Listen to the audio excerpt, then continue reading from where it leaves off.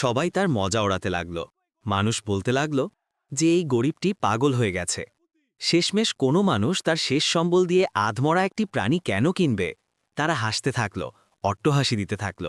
আর সে তার দুর্বল রুগ্ন উটনীটিকে টেনে হিচড়ে মরুভূমির ঠিক মাঝখানে নিয়ে গেল। কিন্তু তারা এটা জানত না যে এই রুগ্ন উটনীটি এমন একটি রহস্য লুকিয়ে রেখেছে যা পুরো গ্রামের ভিত্তি নাড়িয়ে দেবে। আর যেসব মানুষ আজ তার মজা ওড়াচ্ছে, কাল তারাই তার সামনে হাঁটু গেড়ে বসবে। তাহলে শেষমেশ সেই জায়গায় যেখানে না ছিল পানি আর না ছিল সবুজের ছোঁয়া, সেই উটনীটি কি পেল? আসসালামু আলাইকুম ওরহমতুল্লাহি ওবারাকাতুহু, এবং দরুদ ও সালাম বর্ষিত হোক আমাদের রাসূলের উপর। এই অদ্ভুত এবং অবাক করে দেওয়া গল্পের সফর শুরু করার আগে এবং এটা দেখার আগে যে যখন জমিনের দরজা বন্ধ হয়ে যায় তখন আসমান কিভাবে খুলে যায়, আমি আপনাদের একটি ছোট্ট প্রশ্ন করতে চাই। আপনারা আমাদের কোন জায়গা থেকে শুনছেন? আর আপনারা কি বিশ্বাস করেন যে ভালো কাজ অবশ্যই তার মালিকের কাছে ফিরে আসে, তা যত সময়ই লাগুক না কেন? চলুন এবার গল্প শুরু করা যাক। সেই পাষাণ হৃদয়ের গ্রামে, যেখানে টাকা আর লাভের আওয়াজের সামনে অন্য কোনো আওয়াজ শোনা যেত না, সেখানেই হামিদ থাকত। হামিদের কাছে দুনিয়ার সম্পদের বলতে কিছুই ছিল না, শুধু একটি ভাঙাচোরা কুড়েঘর ছিল যা যে কোনো সময় তার মাথার উপর ভেঙে পড়তে পারত, এবং একটি পরিষ্কার হৃদয় ছিল যা সেই যুগেও দয়ায় স্পন্দিত হতো, যখন হৃদয়গুলো পাথর হয়ে গিয়েছিল। তার গ্রামের মানুষ একজন মানুষের দাম তার গবাদি পশু এবং সোনা দিয়ে বিচার করত, আর হামিদ তাদের চোখে কেবলই একজন বেকার দরবেশ ছিল, যার না ছিল কোনো মূল্য আর না ছিল কোনো গুরুত্ব। এক ঝলসে দেওয়া সকালে, যখন সূর্য বালি আর চেহারাগুলোকে পুড়িয়ে দিচ্ছিল, হামিদ কাজের খোঁজে বাজারে বের হল, যাতে নিজের জন্য এবং যাদের দায়িত্ব তার কাঁধে ছিল তাদের জন্য দুবেলার রুটির ব্যবস্থা করতে পারে। বাজার কোলাহলে পূর্ণ ছিল।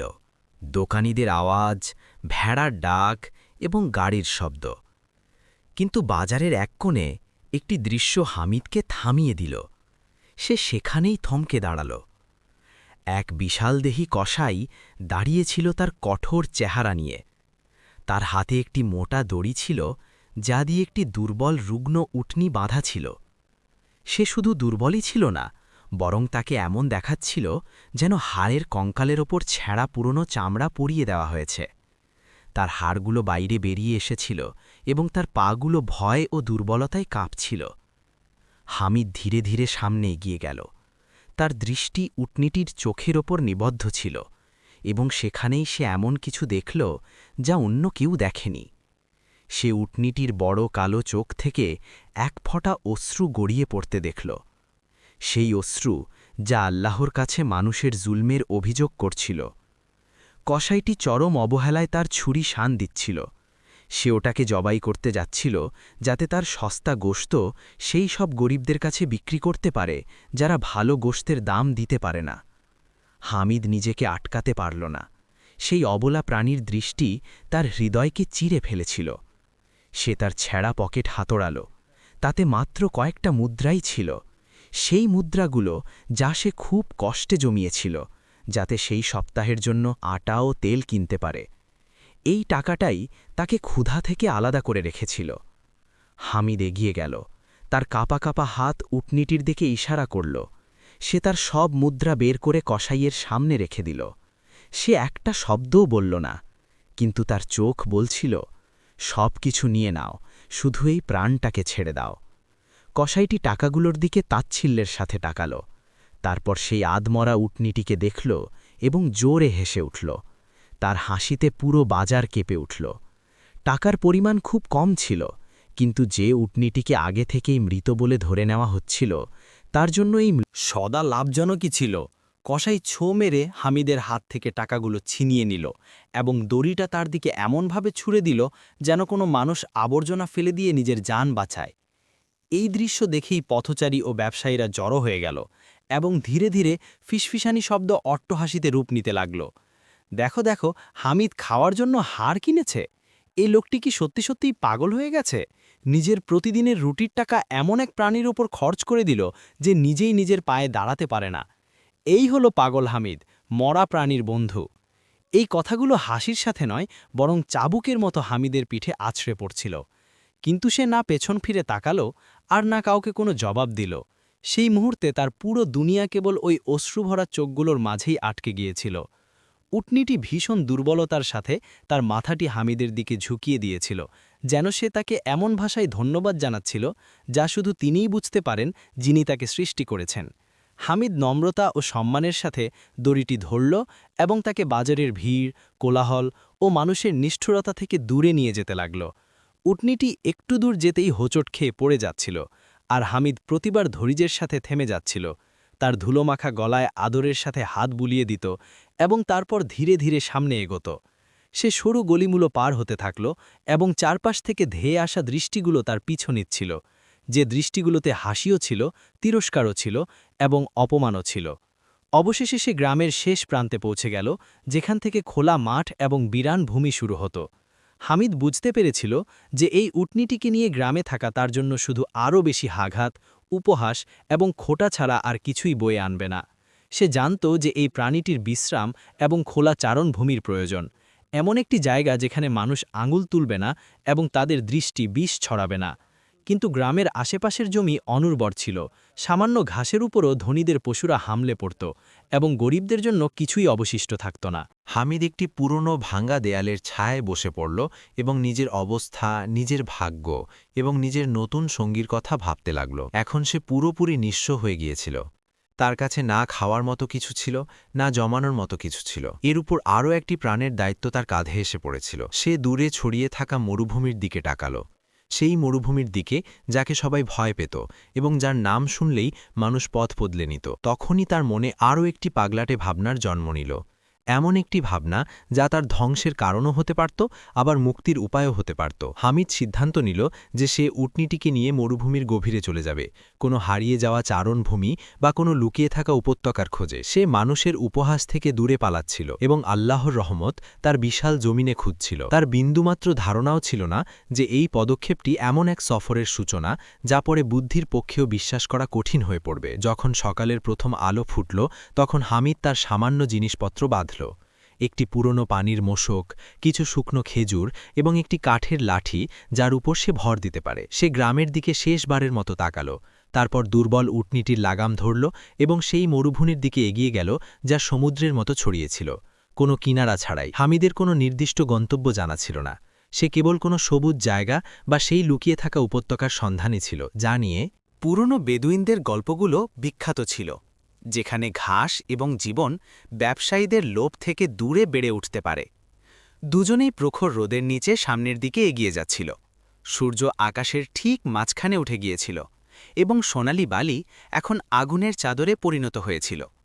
প্রথম দিকের দিনগুলোতে সফর খুব কঠিন ছিল, কিন্তু তবুও কোনোভাবে সহ্য করা যাচ্ছিল। যখনই পিপাসা হামিদের গলা পুড়িয়ে দিতে লাগত, সে প্রথমেই উটনীটির দিকে তাকাত। তাকে হাঁপাতে হাঁপাতে নিজের দুর্বল পাগুলো দিয়ে তার সাথ দেওয়ার চেষ্টা করতে দেখে সে নিজেকে আটকে রাখত। হামিদ পানির মশক খুলত, নিজের হাতে সামান্য পানি ঢালত এবং আগে উটনীটিকে পান করাত। তারপরই সে নিজের ঠোঁট ভেজাত। সেই বিরান মরুভূমিতে তাদের দুজনের মাঝে এক অদ্ভুত বন্ধন তৈরি হতে শুরু করেছিল, বেদনার অংশীদারিত্বের বন্ধন এবং এক অজানা ভবিষ্যতের বন্ধন। কিন্তু মরুভূমি দুর্বলদের ওপর দয়া করে না এবং ভালো উদ্দেশ্যের তোয়াক্কাও করে না। তৃতীয় দিন আকাশের রং বদলে গেল, লাল ধুলোর পুরু স্তরের পেছনে সূর্য লুকিয়ে পড়ল এবং বাতাস ক্ষুধার্ত নেকড়ের মতো আর্তনাদ করতে লাগল। হামিদ বুঝতে পারল যে এক ভয়ঙ্কর বালুঝড় আসতে চলেছে। সে তাড়াতাড়ি একটি উঁচু বালির ঢিবির কাছে জায়গা খুঁজল, উটনীটিকে বসাল এবং নিজে তার পাশে গুটিসুটি মেরে বসে পড়ল। সে তার ছেঁড়া কাপড় দিয়ে মুখ ঢেকে নিল। তারপর ঝড় তার পূর্ণ শক্তিতে আছড়ে পড়ল, বালি রাস্তাগুলোকে মুছে দিল, চোখ ও নিঃশ্বাস বালি দিয়ে ভরিয়ে দিল। ঘণ্টার পর ঘণ্টা বাতাস তাদের ওপর আঘাত হানতে থাকল, যেন এক যুগ পার হয়ে যাচ্ছিল। হামিদের মনে হল যে তারা দুজনেই জীবন্ত অবস্থায় এই বালির কবরে দাফন হয়ে যাবে। অবশেষে ঝড় থেমে গেল। যখন ধুলো সরে গেল, তখন হামিদ নিজেকে একদম এক ভিন্ন জগতে আবিষ্কার করল। জমিনের চেহারা বদলে গিয়েছিল, কোনো নিশানা, কোনো রাস্তা কিছুই চেনা যাচ্ছিল না। সে ঘাবড়ে গিয়ে চারদিকে দেখতে লাগল। দূর দূরান্ত পর্যন্ত কেবল মরীচিকা জলজল করছিল, যা আশাও ছিল আবার ধোকাও। হামিদ পানির মশকের দিকে তাকাল। সেটি পালকের মতো হালকা ছিল, তাতে কেবল কয়েক ফোঁটা পানিই বেঁচেছিল, যা কোনো কাজেরই ছিল না। সে উটনীটির দিকে তাকাল। সে পুরোপুরি ভেঙে পড়েছিল, বালির উপর বসে পড়েছিল এবং তার চোখগুলো বন্ধ ছিল, যেন সে নিজের নিয়তিকে মেনে নিয়েছিল। হামিদ উঠতে চাইল, কিন্তু তার পা দুটো সঙ্গ দিল না। তার মাথা প্রচণ্ড ঘুরাতে লাগল। তার গলা শুকনো কাঠের মতো জ্বলছিল। হতাশা ধীরে ধীরে তার সৎ হৃদয়ে নেমে আসতে লাগল। এটাই কি শেষ ছিল? সে কি ভুল করেছিল যে নিজের শেষ সম্বলটুকু একটা প্রাণ বাঁচাতে লাগিয়ে দিয়েছিল? হামিদ উটনিটির কাছে হাঁটু গেড়ে বসে পড়ল। সে তার ফাটা ফাটা হাতগুলো উটনিটির মাথার উপর রাখল এবং ফুপিয়ে কেঁদে উঠল। সে মৃত্যুকে ভয় পেয়ে কাঁদছিল না, সে ওই প্রাণটির জন্য কাঁদছিল যাকে বাঁচানোর চেষ্টায় সে নিজেই তাকে ধ্বংসের মুখে নিয়ে এসেছিল। মরুভূমির নিস্তব্ধতা ভয়ঙ্কর ছিল। কেবল তাদের ভাঙাচোরা নিঃশ্বাসের শব্দ শোনা যাচ্ছিল। সময় খুব ধীরে পার হচ্ছিল। রোদ শরীর পুড়িয়ে দিচ্ছিল। পিপাসা ভেতর থেকে চিড়ে ফেলছিল। আর যখন হতাশা তার চূড়ান্ত সীমায় পৌঁছে গেল, যখন মৃত্যুর ছায়া তাদের উপর ঘোরাফেরা করতে লাগল, ঠিক তখনই অদ্ভুত কিছু ঘটল, এমন কিছু যা কেউ আশাও করেনি। উটনিটি ধীরে ধীরে তার চোখ খুলল। হঠাৎ এবার তার চোখে হার মেনে নেওয়ার কোনো ছাপ ছিল না, বরং সেগুলোতে এক এক অদ্ভুত রহস্যময় আলো জ্বলজ্বল করছিল। তার দুর্বল ছিপছিপে শরীরটা এমন ঝাঁকুনি দিয়ে সোজা হয়ে গেল, যেন হঠাৎ তার মাঝে এমন শক্তি ভর করেছে যা তার দুর্বলতার সাথে একদমই মানানসই ছিল না। তার শুকনো বুক থেকে এক চাপা স্বর বের হল এবং সে তার কাপা পায়ে দাঁড়িয়ে পড়ল। তারপর সে তার লম্বা ঘাড়টি উত্তরের দিকে বাড়িয়ে দিল, যেখানে দূরের দিগন্তে কালো পাথরগুলো রোদের আলোয় ঝাপসা দেখাচ্ছিল। হামিদ অবাক হয়ে তাকে দেখতেই থাকল। তার মনে একটা ভয় জেগে উঠল। এর কি হল? মৃত্যুর আগে কি এও পাগল হয়ে গেল? কিন্তু উটনিটি অপেক্ষা করল না। সে চলতে শুরু করল। এটা কোনো পথ হারানো প্রাণী হাঁটা ছিল না, বরং এমন কারো হাঁটা ছিল যে রাস্তা চেনে, যে দেখতে পাচ্ছিল যা মানুষের চোখ দেখতে পারে না। সে এক অদ্ভুত বিশ্বাসের সাথে সোজা ওই বিরান কালো পাথরগুলোর দিকে এগিয়ে যাচ্ছিল। হামিদ নিজের ভেতরে বেঁচে থাকার শেষ শক্তিটুকু সঞ্চয় করল। সে তারপর টলমল করতে করতে উঠে দাঁড়াল। তার কাছে আর কোনো উপায় ছিল না, তাকে তার পিছু নিতেই হতো।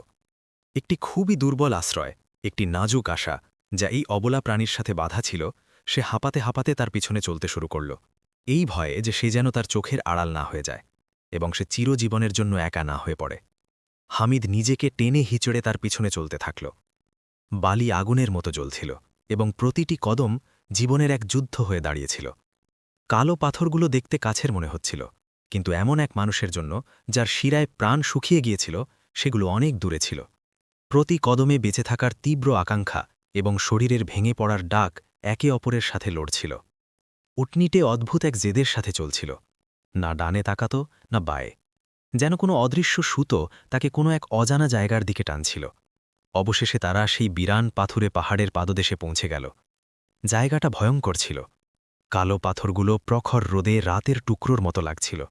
না সেখানে ঘাস ছিল, না গাছ, না কোনো ছায়া যা রোদ থেকে বাঁচাতে পারে। হামিদের মনে এক চরম হতাশা নেমে এলো।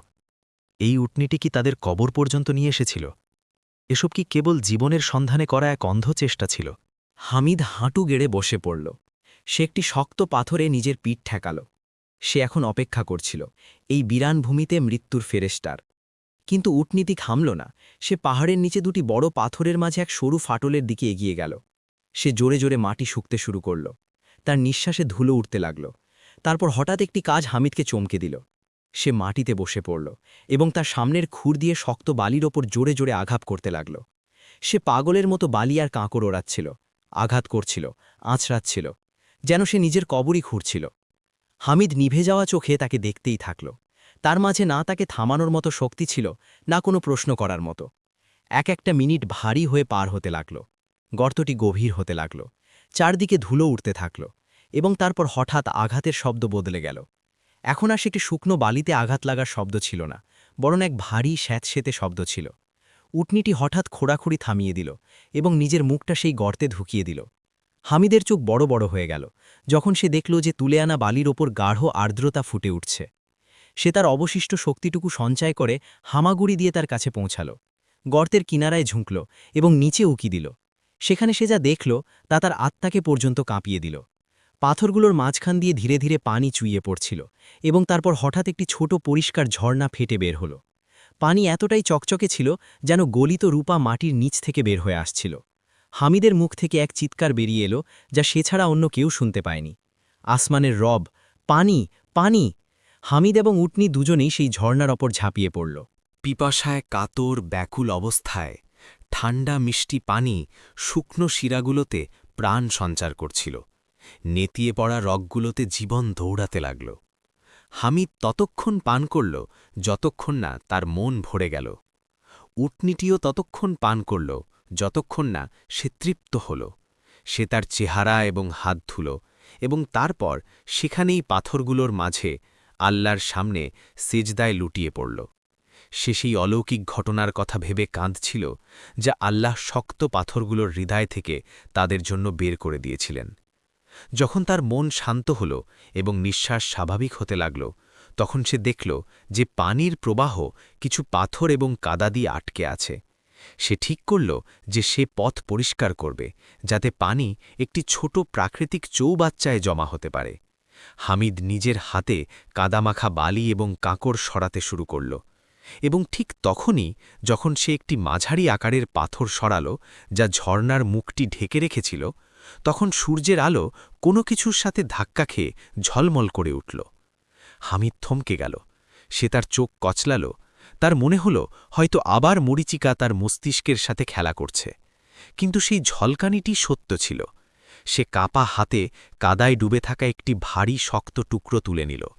সেটিকে ঝর্ণার পানিতে ধুল, এবং ঠিক তখনই হামিদের মুখ থেকে এমন এক হাব বেরিয়ে এলো যে তার হৃৎপিণ্ড প্রায় বন্ধ হয়ে যেতে বসেছিল।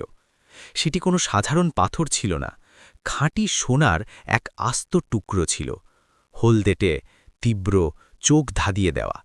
হামিদ পাগলের মতো এদিক ওদিক দেখতে লাগল। তারপর সে আরও খোঁড়াখুড়ি করল, আরও একটি টুকরো পেল, তারপর তৃতীয়টি। সত্য এবার পরিষ্কার হয়ে গিয়েছিল। এই ঝর্ণাটি কোনো পুরনো খনি থেকে বা শতবর্ষী পুরনো প্রথিত খনি থেকে বেরিয়ে আসছিল, যাকে মাটির নিচে বয়ে চলা পানি ওপরে নিয়ে এসেছিল। হামিদ সেখানেই বসে পড়ল, অবাক, নিশ্চুপ। সেই উটনীটির দিকে তাকিয়ে থাকল, যে শান্তিতে সেই ছোট ছোট ঘাসগুলো খাচ্ছিল, যা এখন পাথরগুলোর মাঝে গজাতে শুরু করেছিল। সে তাকে মৃত্যু থেকে বাঁচানোর জন্য কিনেছিল, এবং সেই তাকে মৃত্যু থেকে বাঁচিয়ে নিল। এবং শুধু জীবনই নয়, বরং দুনিয়ার চাবিকাঠিও তারা হাতে তুলে দিল। হামিদ তার ডান হাতের তালুতে সোনা দেখছিল, এবং বাঁ হাতের তালুতে জীবনের পানি দেখছিল, এবং সে বুঝতে পারছিল যে তার জীবন আর কখনোই আগের মতো থাকবে না। কিন্তু হামিদের মনে যে প্রশ্ন উঠছিল তা সোনার ঝলকানির চেয়েও বেশি ভারী ছিল, কারণ হামিদের কাছে আসল মূল্য সোনার ছিল না। সেই প্রথম মুহূর্তে যখন হামিদ পানির ঝর্ণার দিকে তাকিয়েছিল, সে অনুভব করছিল যে পাথর থেকে বয়ে চলা পানি তার কানে সবচেয়ে সুন্দর সঙ্গীতে পরিণত হয়েছে। হামিদ বুঝতে পারল যে আল্লাহ তাকে এখানে শুধু সোনা পাওয়ার জন্য পাঠাননি। না, আল্লাহ তাকে এখানে পাঠিয়েছিলেন যাতে সে একটি শুষ্ক মৃত ভূমিকে জীবন দিতে পারে, এবং ওই প্রাণগুলোকে বাঁচাতে পারে যেগুলো এই পথ দিয়ে যেতে পারত, যেমনটি উটনীটি এসেছিল। হামিদ ঠিক করল যে সে আর গ্রামে ফিরে যাবে না।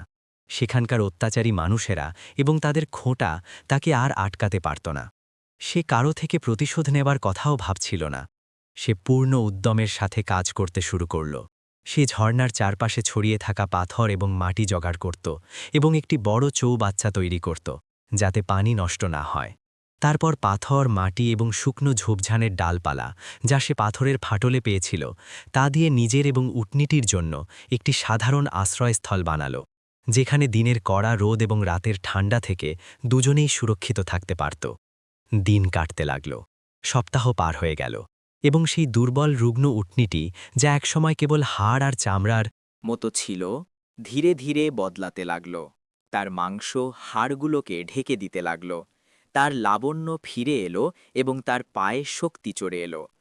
এখন সে একটি সুন্দর উটনীতে পরিণত হয়েছিল, যাকে দেখতে মন জুড়িয়ে যেত। সে ঝর্ণার আশেপাশে নিশ্চিন্তে ও সুরক্ষিতভাবে ঘুরে বেড়াচ্ছিল। হামিদ তাকে দেখে মুচকি হাসত।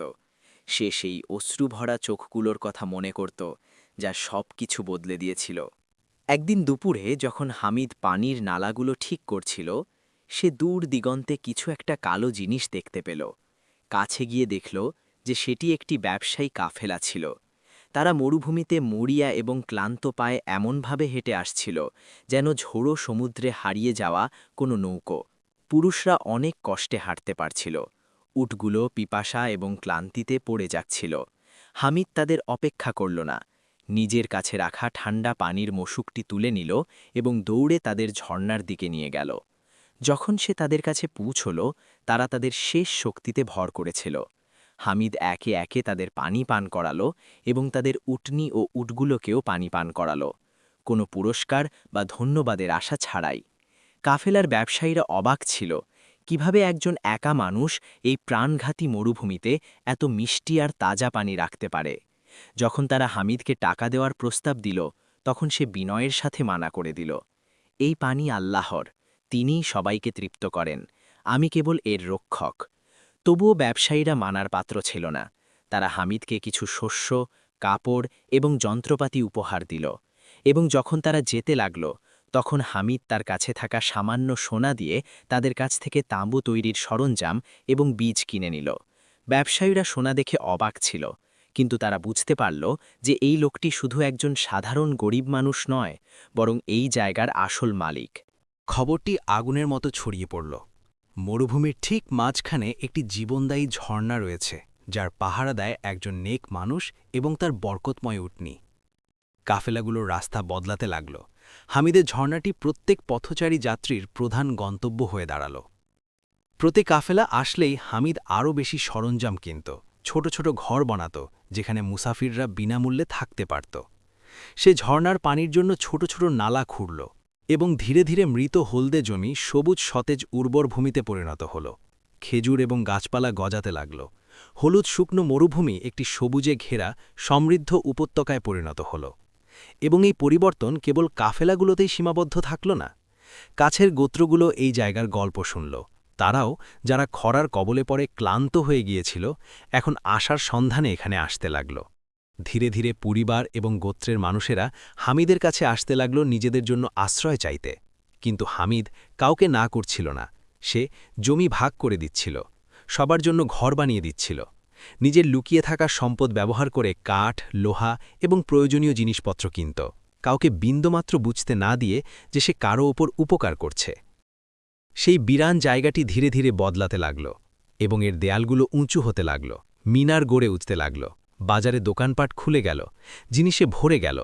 যে জনশূন্য জায়গা একসময় ছিল তা এখন জীবন ও কোলাহলে ভরপুর এক শহরে পরিণত হল। প্রতিদিন হামিদ ঝর্ণার কাছে দাঁড়াত, তার সাথে থাকত তার বিশ্বস্ত উটনিটি। সেই নতুন শহরটিকে দেখত এবং আল্লাহর শুকরিয়া আদায় করত।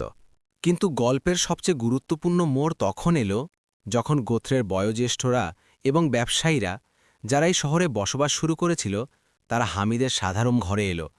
তারা এক বাক্যে বলল, হামিদ, তুমি আল্লাহর সাহায্যে এই মৃত জমিকে জীবন্ত করেছ, তুমি আমাদের মঙ্গলের জন্য একত্রিত করেছ। আমরা অন্য কাউকে আমাদের শাসক হিসাবে মেনে নিতে পারব না। তুমি এই শহরের শাসক এবং শাসকদের মাঝে আমাদের জন্য শ্রেষ্ঠ। হামিদ না করার চেষ্টা করল। সে কেবলই একজন সাধারণ মানুষ ছিল, কিন্তু তারা মানল না। তারা তার মাঝে সেই ন্যায় বিচার ও দয়া দেখেছিল যা তারা তাদের পুরনো শহরগুলোতে পায়নি।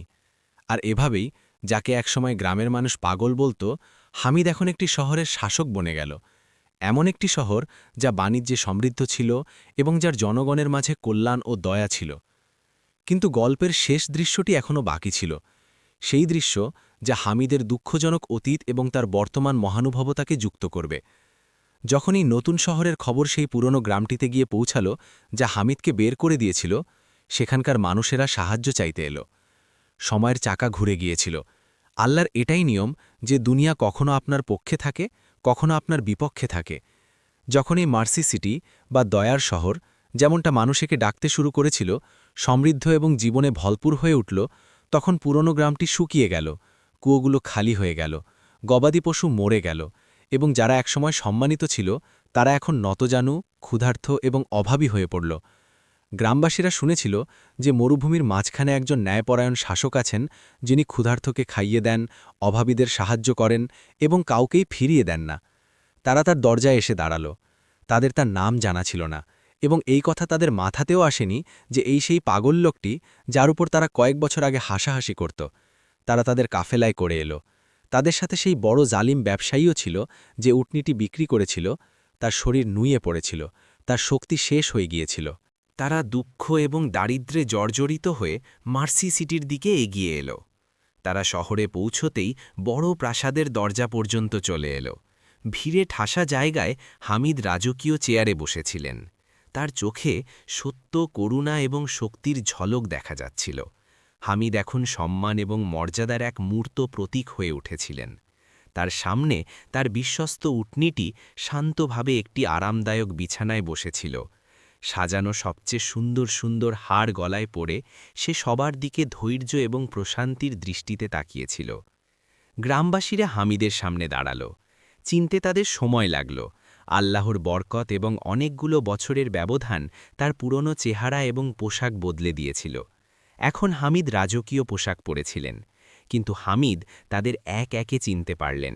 তিনি জানতেন কে তাকে গালি দিয়েছিল, কে তার উপর পাথর ছুঁড়ত এবং কে সেই জালিম ব্যবসায়ী ছিল যে তার উটনীটিকে মেরে ফেলার চেষ্টা করেছিল। তাদের নেতা নিজেদের দুঃখ প্রকাশ করলেন। তারা দারিদ্র্যের কান্না কাঁদল এবং সাহায্য চাইল। হামিদ চুপচাপ শুনতে থাকলেন। তারপর ধীরে ধীরে তিনি তার রাজকীয় চেয়ার থেকে নামলেন। সবাই পিনপতন নীরবতায় দাঁড়িয়েছিল। হামিদ ব্যবসায়ীর কাছে গেলেন। সে ভয় এবং বিস্ময়ে কাঁপছিল। তারপর উটনীটির কাছে গেলেন। তার মাথায় হাত বুলিয়ে ধীর এবং শান্ত কণ্ঠে বললেন, তোমাদের কি মনে পড়ে মানুষেরা, সেই পাগল লোকটি যে তোমার কাছ থেকে কেবল হাড় কিনেছিল যাতে তার উটনীটিকে মৃত্যু থেকে বাঁচাতে পারে? তোমাদের কি মনে আছে যখন তোমরা বলছিলে যে সে পাগল, সে সবকিছু হারিয়ে ফেলেছে এবং তার মাথা খারাপ হয়ে গেছে? গ্রামবাসীরা হতবাক হয়ে গেল। তারা হামিদের চোখের দিকে তাকিয়ে রইল। তারপর উটনীটির দিকে তাকালো। তাদের শিরায় শিরায় রক্ত জমে গেল। এটি সেই উটনীটিই ছিল এবং ইনি সেই হামিদই ছিলেন। ব্যবসায়ীটি হাঁটু গেড়ে বসে পড়ল। গ্রামবাসীরা মাথা নিচু করে লজ্জা ও ভয়ে দাঁড়িয়ে রইল। তাদের ভয় হচ্ছিল যে হামিদ তাদের গর্দান কেটে ফেলবেন, কিন্তু হামিদ আল্লাহর দেওয়া ক্ষমতাকে প্রতিশোধের নামে নষ্ট করতে চাইলেন না। হামিদ মুচকি হাসলেন এবং বললেন, তোমাদের মাথা তোলো। তোমরা যদি কঠোর না হতে তবে আমি মরুভূমিতে যেতাম না। যদি এই উটনীটি না থাকত তবে আমি সোনা পেতাম না। আল্লাহ আমাকে এখানে পাঠিয়েছেন যাতে আমি প্রতিশোধ না নিই, বরং তোমাদের দেখাই যে দয়া আল্লাহর কাছে কখনোই বৃথা যায় না। হামিদ তাদের সেই সব কিছু দিলেন যা তারা চেয়েছিল। আরও বেশি খাবার, টাকা এবং রসদ দিলেন এবং তাদের সম্মানের সাথে তাদের গ্রামে ফেরত পাঠালেন। কিন্তু এবার তারা নিজেদের সাথে সোনার চেয়েও দামি এক শিক্ষা নিয়ে গেল। তারা ফিরে গেল এবং আগামী প্রজন্মকে ওই মানুষটির গল্প শোনাল। সেই মানুষের গল্প যে করুণা কিনেছিল এবং তারপর পুরো দুনিয়া জয় করে নিয়েছিল। আর হামিদ এভাবেই ন্যায়পরায়ণ শাসক হয়েই থাকলেন। তার উটনীটি তার পাশেই ঘাস খেতে থাকল, এক জীবন্ত সাক্ষী হিসেবে যে ব্যক্তি আল্লাহর জন্য কিছু ছাড়ে, আল্লাহ তাকে তার চেয়েও বহুগুণে শ্রেষ্ঠ কিছু দান করেন। এবং এই ভালো কাজ আর সাহায্যের কাজ মানুষকে সকল প্রকার অমঙ্গল থেকে বাঁচাতে পারে।